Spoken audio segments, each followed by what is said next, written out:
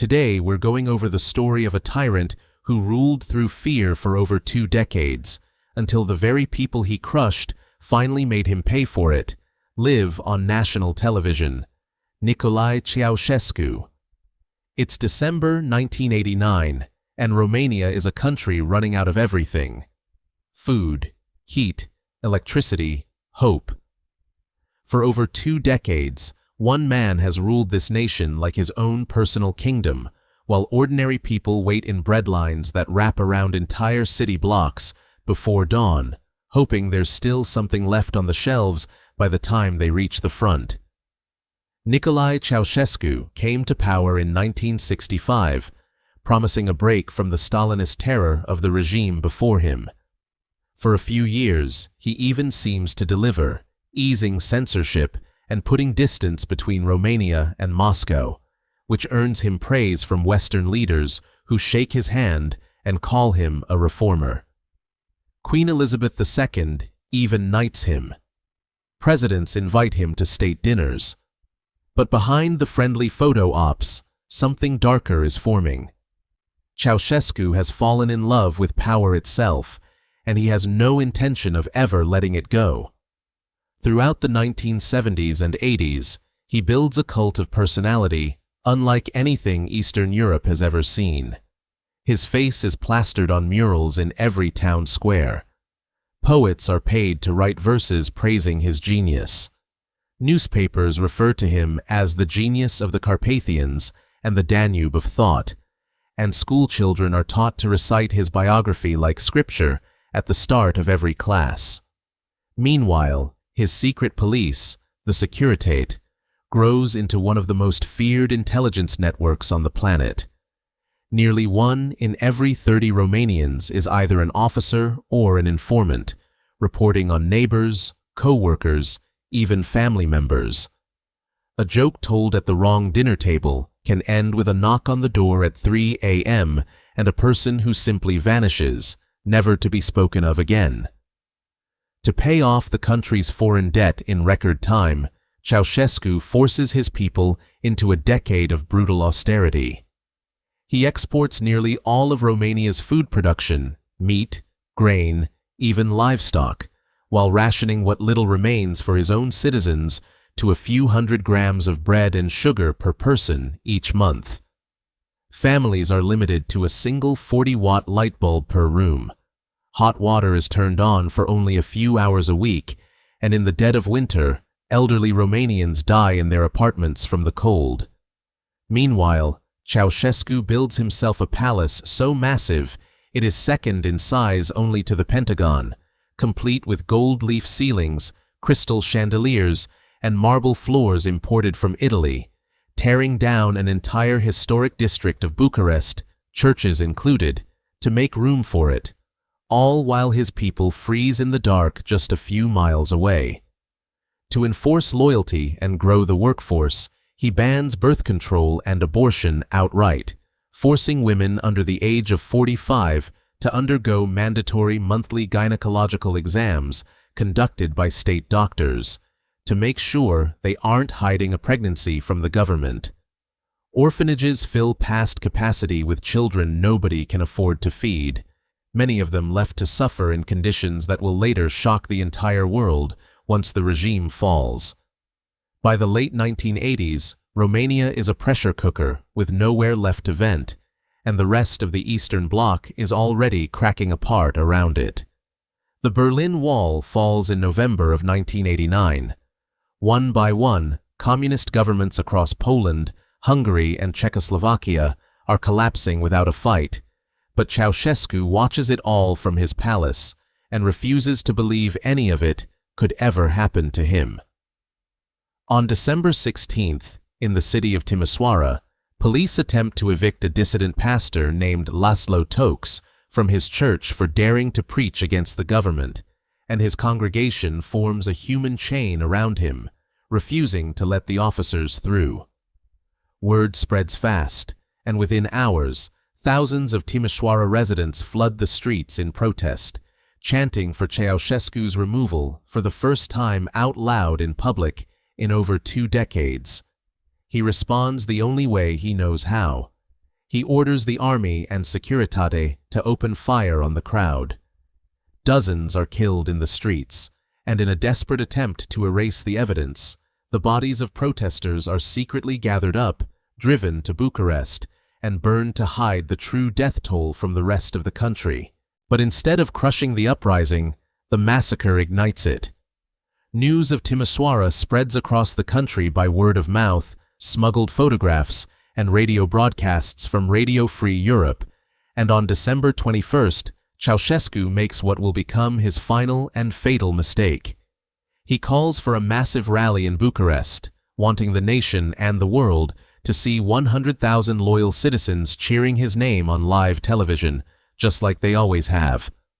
Party officials bus in workers from state factories and hand them pre-printed banners and portraits of the president to hold up for the cameras. He steps onto the balcony of the Central Committee building overlooking the square, raises his arms to the crowd below in the same triumphant gesture he's used 1,000 times before, and begins his usual speech about the glorious achievements of socialism and the enemies of the state trying to undermine it. But something is wrong. A murmur ripples through the crowd, starting near the back where people who had actually heard about Timișoara are standing. Then boos. Then, a single firecracker goes off somewhere in the distance, and people begin to scream and scatter in every direction at once.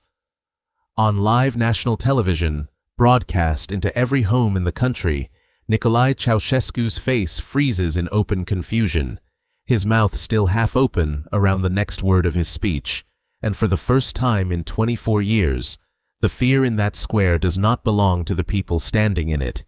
It belongs to him. He tries desperately to calm the crowd, stammering into the microphone, promising raises and reforms that nobody in that square believes anymore, his wife Elena hissing at him off camera to keep talking, to say something, anything. But it's too late. The broadcast cuts to static as panicked state television engineers scramble to pull the plug. It doesn't matter. Everyone who was there in that square, and everyone who will hear about it by whispered phone call before morning, already knows exactly what they saw. The dictator flinched. The next day, the crowds returned to the streets of Bucharest in the hundreds of thousands, and this time, when the order comes down to open fire, the army refuses. Soldiers turn their rifles away from the protesters and, in growing numbers, begin joining them instead, tearing the red stars off their own uniforms in the street. Ceaușescu and his wife Elena flee up to the roof of the Central Committee building and are evacuated by helicopter as the mob storms the building floor by floor below them, tearing his framed portraits off the walls and hurling his books and speeches out of the shattered windows into the crowd below. But the helicopter pilot, sensing exactly which way the wind is now blowing, fakes a mechanical failure mid-flight and lands the aircraft on a quiet rural highway where he calmly informs the couple he can go no further and abandons them on the roadside. Ceaușescu and Elena try to flag down passing motorists to commandeer a car, offering money, even threatening arrest. But word of the regime's collapse has already reached the countryside over the radio, and nobody wants to be caught anywhere near the most hated couple in Romania. They are eventually picked up by a passing police patrol who, unsure which side is about to win this fight, quietly hand the couple over to the army instead of letting them go. For 3 days, Nicolae and Elena Ceaușescu are held under armed guard in a cramped military garrison outside Bucharest, while the fate of the entire country hangs in the balance and gunfire from loyalist Securitate holdouts still echoes through the capital. The new revolutionary government, terrified that Ceaușescu could still become a rallying symbol for those forces if he's kept alive for long, decides there is no time to risk a lengthy, drawn-out trial. On Christmas Day, 1989, the couple is brought before a hastily assembled military tribunal in a small room with bare cinderblock walls, lit by a single overhead light in front of a handful of officers and a video camera crew hurriedly assigned to record the proceedings. The charges include genocide, undermining the national economy, and abuse of power against the Romanian people. Ceaușescu refuses to recognize the legitimacy of the court entirely, repeatedly interrupting the judge to declare that he answers only to the Grand National Assembly and that these proceedings are nothing but an illegal coup. Elena is combative as well, snapping at the panel and insisting again and again that the people love them and always have. The judges are not interested in a debate, and every question they ask is really just a formality before the outcome everyone in the room already knows is coming. The trial lasts less than an hour from start to finish. Both are found guilty on all charges and sentenced to death by firing squad, to be carried out immediately that same day, with no appeal process of any kind. Soldiers bind their hands behind their backs with rope and lead them out through a side door into a small, frozen courtyard behind the garrison. As the paratroopers line up in front of him, Ceaușescu begins singing the Internationale, the old socialist anthem of workers' revolution, almost defiantly, as if the song that had carried him to power might somehow still save him now. It doesn't. At 2:50 p.m. on December 25, 1989, 3 paratroopers step forward and open fire before the couple has even fully stopped moving into position. So eager are they to finally put an end to it after everything their country has endured. The entire execution is filmed on camera, and the footage is rushed onto Romanian television within hours, so that every single citizen who had spent decades living in silent fear of this man could watch him die with their own eyes, on the very ground he once ruled from a palace built on their suffering. It remains one of the only times in the 20th century that a sitting head of state has been tried and executed on live, nationally broadcast television, and to this day, it stands as one of history's fastest and most dramatic falls from absolute, untouchable power to a bullet in a frozen prison courtyard.